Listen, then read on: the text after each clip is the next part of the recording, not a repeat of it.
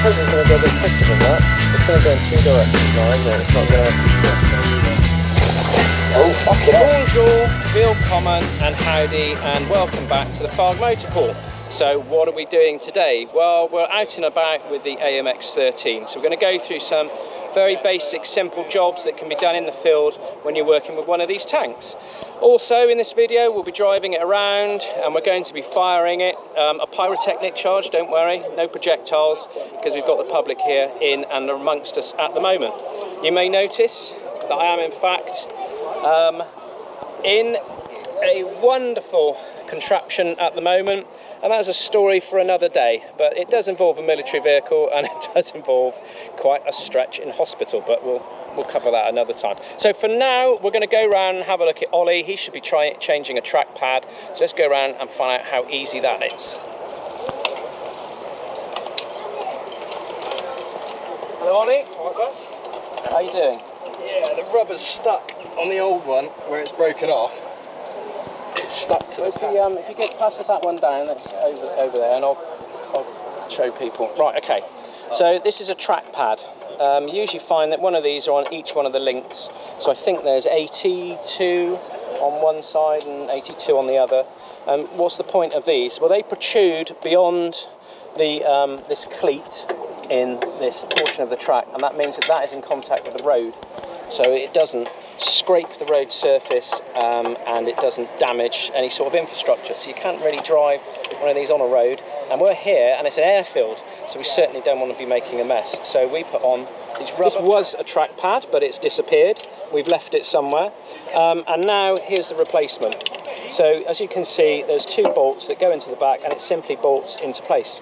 Now when you're changing these, you're going to find it very difficult to do it on the front drive sprocket or under any of the road wheels. So where you want this ideally to be is in that bit of suspended track between the drive sprocket and your first road wheel. So we've got it in exactly the right position, and we'll hand over to Ollie to do the business. Thank you, Paul. Doing really well. So what we'll also do is we'll actually go around the track and find if there's any others that we need to change. Basically they get chewed up quite quickly, especially on hard standing like this. So let's just run our eyes down and see if we can find any more track pads that are in shocking condition. Ah, here we go. Notice right, so things just, it completely occurred to me. There's actually directions on these track pads, but this one isn't on the right way round. This one here, so it's number 86, so I think there's 86, and it's got a mark on it. So this track pad is on back to front. So we'll talk to Ollie as well, and we'll get him over onto number 86 with the cross. Change this pad to be the right way.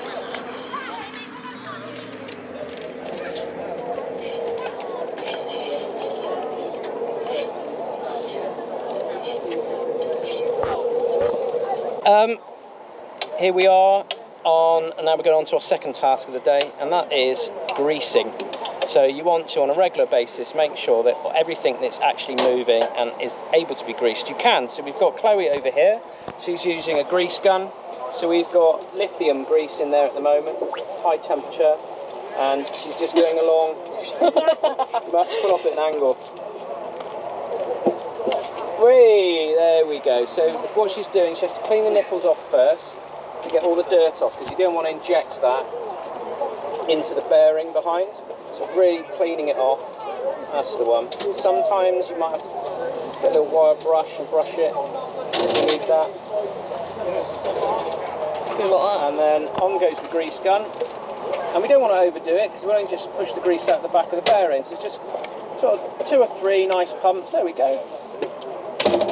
Now to find out which of these really need greasing, or if there's a priority to them, you want to, after you've driven it for a bit, is actually fill the hub. And if it's hot or warm, then that means then, or one's warmer than the rest, then you know it's probably not greased right, so that's the one you want to aim for. But we do these regularly, but we're going to carry on and do the whole vehicle. The difference is at the back, so if you follow me around, I'll show you on the back.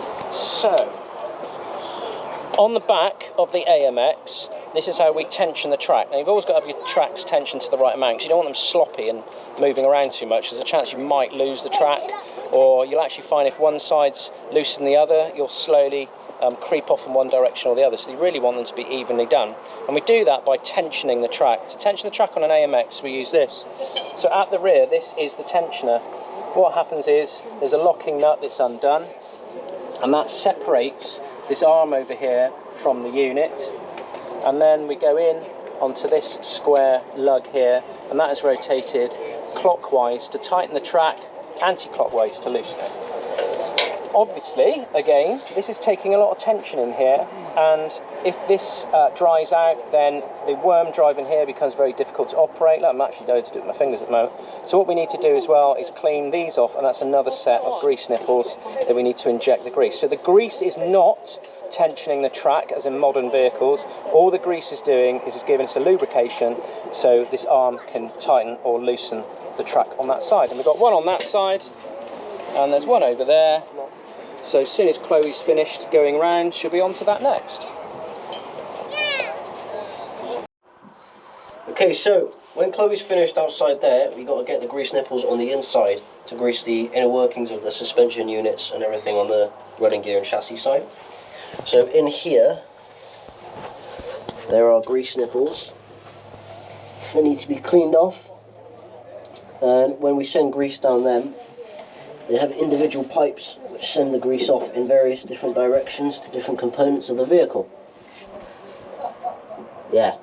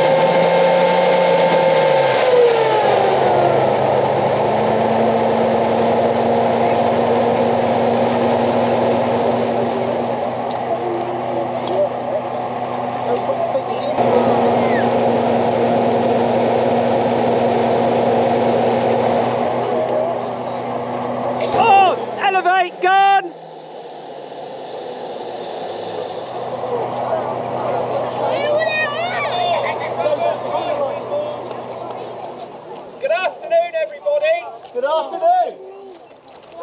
We are going to be firing 200 grams of black powder from the gun. When this was firing real rounds, okay, it would have over a kilogram, all right? So just think, we're only going to do a couple of 100 grams, not a kilogram. I think you'd lose your clothes and hair over there, and possibly the same. We'll count down together from 10 down to the firing, which will be at 0. Is that all right? So that means you can have your cameras ready, and you'll know. On! We'll leave master switch on. 5, 4, 3, 2, 1.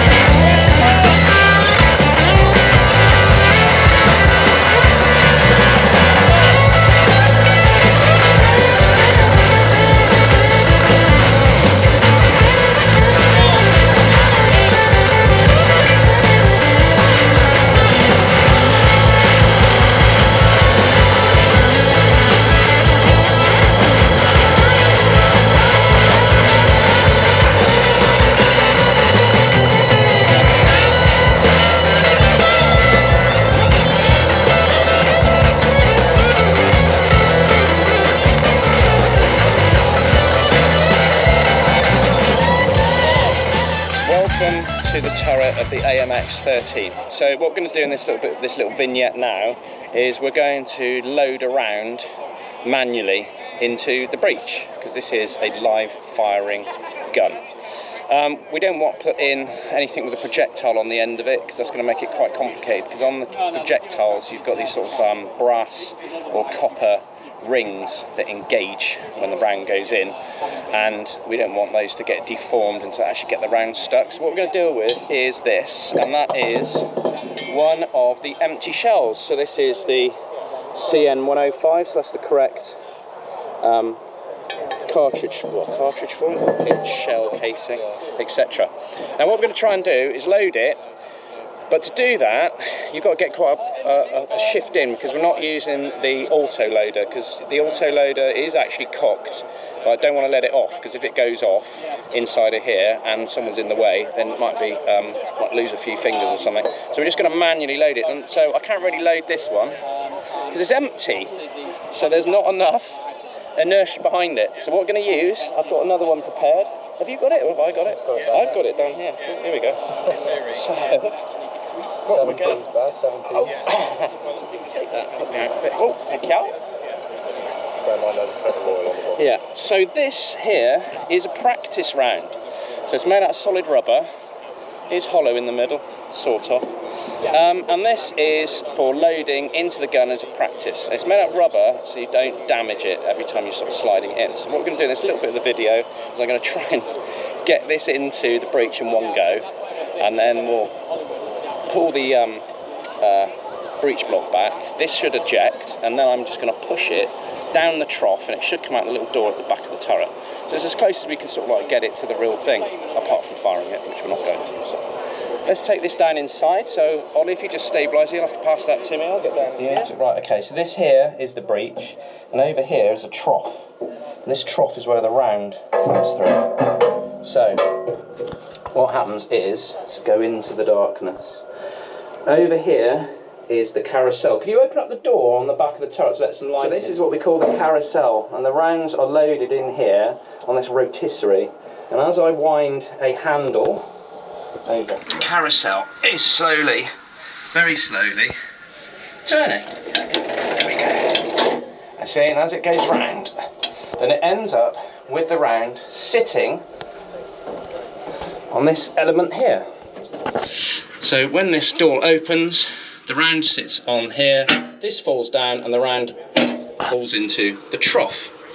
Then it's picked up by a ram, which is a big spring basically, which you can see down underneath, and it shoots the round down the trough into the breech, and it goes into the high pressure chamber, and there you see the barrel. When it fires, the gun recoils, this whole mechanism comes back. On the roof over here is a cam. It hits the back, which opens this breech automatically. The round is ejected. It flies all the way down the trough to the little door at the back. So let's see what we can do. So I'm going to have to hand that back to you. Have you got the... Yeah, I'm going to put it front end first. Yeah, I got it. Get oil all over your hands. Yeah, so I'm going to slide this round like Billy-O into the gap here, and then this breech is going to come over. So I've got to get back because I don't want to lose any parts of my body with this. So here we go. 1, 2, 3. Whoa, there we went. Okay, so that breech is sort of slid across now. Now there is a manual override I've got here that I can push. You've got to slam it. And I've got to really bash it like this. So I might have to hand the camera back to push this lever back. Can you see the breech moving? And part of the breech are these two little sort of levers, and they're going to flick that round out. So as it goes like this, can you see them there moving? And that's flicking the round out. So breech is held now. So this round then gets flicked out at speed. It slides down the trough, and it's flying down the trough now. And that's the round flying back. Then it flies down like this, and it hits the back door and opens it. So let's see if we can do that. The back, now you can see there's a little lever that seems to be in the way. Over this fork in the back, and carries on flying out. You want to take the round down Then as the round comes out, the fork goes up and the door shuts. Ready? Watch fingers, yeah. Here we go.